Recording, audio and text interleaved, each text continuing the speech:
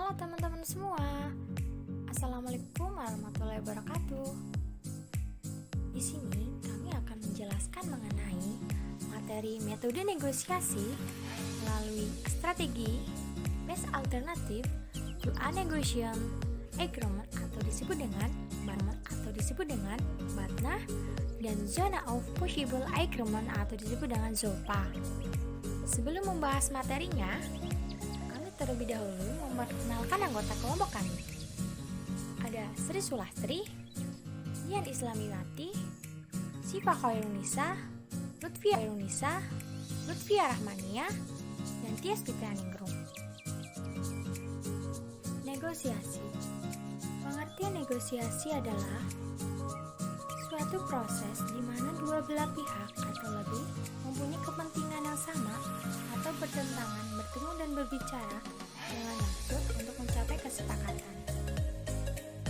Menurut Rubin dan Brown tahun 1975 menyatakan bahwa negosiasi adalah proses di mana dua belah pihak atau lebih secara bersama-sama memformalisasikan kesepakatan mengenai sebuah isu dan perselisihan.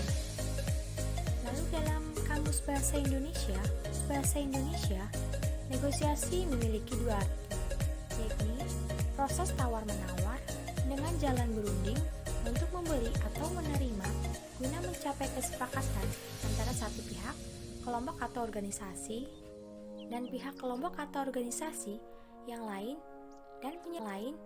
dan penyelesaian sengketa secara damai melalui perundingan antara pihak-pihak yang bersangkutan. Menurut Stephen Robbins dalam bukunya Organizational Behavior 2001, upaya negosiasi diperlukan manakala yang pertama, tidak mempunyai kekuasaan untuk memaksakan suatu hasil yang diinginkan. Yang kedua, terjadi konflik antara para pihak yang masing-masing pihak tidak mempunyai cukup kekuatan atau mempunyai kekuasaan yang terbatas untuk menyelesaikan secara sepihak. Yang ketiga, keberhasilan kita dipengaruhi oleh kekuasaan atau otoritas dari pihak lain. Yang keempat, tidak mempunyai pilihan yang lebih baik untuk menyelesaikan masalah yang kita hadapi atau mendapatkan sesuatu yang kita inginkan. Tujuan negosiasi untuk mendapatkan atau mencapai kata sepakat yang mengandung kesamaan persepsi, saling pengertian, dan persetujuan.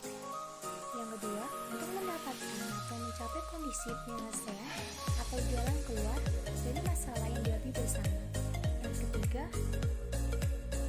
untuk mendapatkan atau mencapai kondisi saling menguntungkan di mana masing-masing pihak merasa menang. Selanjutnya yaitu prinsip negosiasi. Yang pertama yaitu transparan. Transparan berarti menggunakan taktik yang tidak mengandung kebohongan sehingga tidak merugikan pihak lain. Yang kedua, prinsip akuntabilitas, yang merupakan segala konsekuensi dari negosiasi harus dapat dipertanggungjawabkan. Dan yang ketiga, prinsip keadilan, yaitu adanya kerjasama yang adil dan tidak merugikan satu sama lain. Dan yang terakhir, prinsip saling menghargai, yaitu saling menghargai dan menghormati agar terbina hubungan yang baik. Kemudian tahapan dari negosiasi. Yang pertama yaitu tahap pra-negosiasi atau persiapan. Setelah tahap pra, yaitu menuju ke tahap negosiasi. Pada tahap ini terdapat tahapan yang pertama yaitu orientasi dan mengatur posisi. Yang kedua tahap tawar-menawar. Dan setelah tahap ini yaitu tahap kesepakatan. Dan yang terakhir tahap pasca negosiasi. Kemudian konsep dasar negosiasi. Yang pertama yaitu konsep BATNA, yang merupakan langkah-langkah atau alternatif-alternatif yang akan dilakukan oleh seorang negosiator apabila negosiasi tidak mencapai kesepakatan. Yang ketiga, reservation or rights, yaitu nilai atau tawaran terendah yang dapat diterima sebagai sebuah kesepakatan dalam negosiasi. Dan yang terakhir, konsep ZOPA, yang merupakan suatu zona atau area yang memungkinkan terjadinya kesepakatan dalam proses negosiasi. Konsep BATNA, yang merupakan kepanjangan dari Best Alternative to a Negotiated Agreement. Konsep BATNA ini diperkenalkan oleh Roger Fisher dan William Ury dalam buku yang berjudul Getting to Yes, Negotiating Without Giving In. Batna yaitu kemampuan negosiator dalam mengidentifikasi alternatif terbaik untuk mencapai kesepakatan akan suatu hal yang dinegosiasikan. Apabila proses negosiasi mengalami jalan buntu, Batna seringkali diidentifikasikan sebagai keterampilan yang diperlukan untuk mengembangkan strategi terbaik yang dapat digunakan dalam proses negosiasi. Batna juga merupakan salah satu kekuatan negosiasi di mana apabila negosiator memiliki Batna, maka ia mengetahui alternatif terbaik untuk mencapai kesepakatan. Adapun sumber kekuatan negosiasi saat memiliki Batna. Yang pertama, Batna yang kuat, yaitu mengembangkan alternatif yang kuat agar menghindari kesepakatan yang tidak menarik. Yang kedua, peran yang kuat, yaitu kekuasaan atau peran jabatan dapat mempengaruhi lawan untuk menyerah. Yang ketiga, psikologis yang kuat, yaitu psikologis dapat mendorong negosiator untuk menganalisis masalah secara lebih objektif. Ada beberapa hal yang harus dibangun Batna. Yang pertama, membuat daftar aktivitas yang memungkinkan akan dilakukan jika tidak ada kesepakatan yang dapat diambil. Yang kedua, mencoba untuk melakukan ide-ide yang menjanjikan dan menerapkannya dalam alternatif-alternatif yang dapat diterapkan. Yang ketiga, memilih yang terbaik di antara alternatif-alternatif yang ada. Manfaat negosiasi Batna. Yang pertama, memahami taktik, yaitu meningkatkan hubungan profesional dengan kemampuan menyelesaikan perselisihan yang sulit. Yang kedua, memahami proses, yaitu mengevaluasi kekuatan dan kelemahan pribadi dalam menghadapi konflik dan belajar mengelola kecenderungan kemampuan negosiasi. Yang ketiga, memahami potensi, yaitu memahami taktik negosiasi yang berpotensi manipulatif untuk membantu negosiator dalam menetralkan efeknya. Selanjutnya kami akan membahas mengenai ZOPA atau Zone of Possible Agreement. ZOPA yaitu suatu zona atau area yang memungkinkan terjadinya kesepakatan dalam proses negosiasi. Agar pihak yang bernegosiasi menemukan penyelesaian atau mencapai kesepakatan, semua pihak harus bekerja sama mencapai tujuan dan mencari area yang dapat menggabungkan beberapa ide dari masing-masing pihak. Untuk mencapai kesepakatan, pihak yang bernegosiasi harus memahami kebutuhan, nilai, dan kepentingan satu sama lain. ZOPA hanya bisa dilihat apabila terdapat beberapa tumpang tindih dari apa yang ingin diterima oleh masing-masing pihak. ZOPA memiliki sifat yang berbeda tergantung dengan jenis negosiasinya. Dalam negosiasi distributif, semua pihak ingin mendapat keuntungan sebanyak mungkin, sehingga seringkali tidak ada kepentingan yang tumpang tindih dan tidak ada kesepakatan yang menguntungkan, sehingga alternatif terbaik adalah membagi rata hasil yang diinginkan dan tidak ada ZOPA yang bisa ditentukan.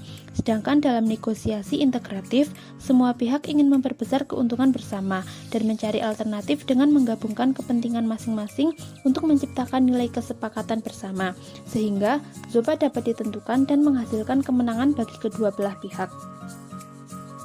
Contoh negosiasi melalui Batna atau dengan pencarian alternatif terbaik dapat dilihat dalam negosiasi antara perusahaan dan pekerja mengenai pesangon yang akan dibayarkan oleh perusahaan dalam proses PHK yang tidak dapat disepakati oleh pihak pekerja. Maka, ada dua pilihan yang bisa ditawarkan oleh pihak pengusaha, yaitu mencoba untuk melakukan trade-off dengan pasal penambahan cuti atau meninggalkan perundingan bila tidak ada tanda-tanda positif dari pihak pekerja untuk beranjak dari posisinya saat itu. Sedangkan contoh negosiasi melalui ZOPA dapat dilihat dalam kasus saat karyawan menuntut kenaikan gaji sebesar 13% dan reservation price-nya di 8%, sedangkan perusahaan hanya bersedia memenuhi kenaikan gaji di angka 6%, namun dapat ditoleransikan hingga 10%, maka posisi ZOPA ada di 8-10%, sehingga kesepakatan dapat diambil pada rentang 8 hingga 10%. Contoh kasus negosiasi Batna dan ZOPA. Negosiasi yang dilakukan antara pemerintah Indonesia di era kepemimpinan Presiden Jokowi dan pihak Freeport terkait pengelolaan tambang emas di Papua. Sejak tahun 1967 sampai 2018 atau sepanjang 51 tahun lamanya, perjalanan bisnis Freeport bisa disebut penuh dengan polemik. Berbagai isu dihembuskan, terutama isu nasionalisme, mengingat selama puluhan tahun tambang penuh potensi mineral ini dinilai lebih banyak memberi manfaat ke Amerika ketimbang Indonesia. Berbagai macam negosiasi dilakukan untuk mengembalikan peraturan divestasi kepemilikan saham 51% yang sempat gugur hingga akhir pemerintahan SBY. Negosiasi tidak menemukan titik temu. Batna atau alternatif terbaik dari negosiasi yang panjang ini adalah bahwa keputusan harus ditujukan untuk memperjuangkan sebesar-besarnya kepentingan bangsa dan negara, termasuk kepentingan rakyat Papua. Tidak ada kepentingan pribadi atau kelompok yang boleh menunggangi. Setelah tercapai tujuan tersebut, pihak Freeport juga masih akan tetap mendapatkan keuntungan dari adanya kesepakatan untuk membangun smelter, di mana yang menerima nilai tambah adalah Freeport dan perusahaan smelter yang ada di luar negeri. Selain itu, smelter di dalam negeri juga akan membuka lapangan pekerjaan dan pada gilirannya akan mendorong pertumbuhan ekonomi di daerah. Proses negosiasi kembali dimulai pada tahun 2014. Upaya divestasi kembali digalakan oleh Presiden Joko Widodo. Selama 3,5 tahun, tim yang dibentuk Presiden aktif negosiasi ke Freeport MC Moran untuk mengakuisisi 51% saham PT Freeport di Indonesia. Akhirnya, perjuangan separuh abad ini dimulai berbuah. Zopa dari negosiasi ini terbentuk sejak 12 Juli 2018, di mana RI berkuasa di Freeport dengan keberhasilan mengakuisisi 51% saham saat PT Inalum Persero. Mewakili RI menekan Head of Agreement dengan Freeport MC Moran, perjanjian awal untuk menguasai kendali Freeport ke Pangkuan Indonesia. Sekian pemaparan materi dari kelompok kami mengenai metode negosiasi melalui strategi Batna dan Zopa. Terima kasih.